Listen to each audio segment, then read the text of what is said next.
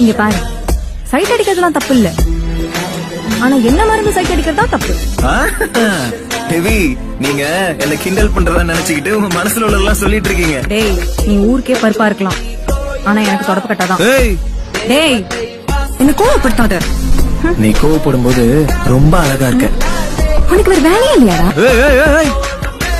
உடனே இது ஒரு ப்ராப்ளம் ஆக்காதரி, அப்புறம் போயிடுவேன்.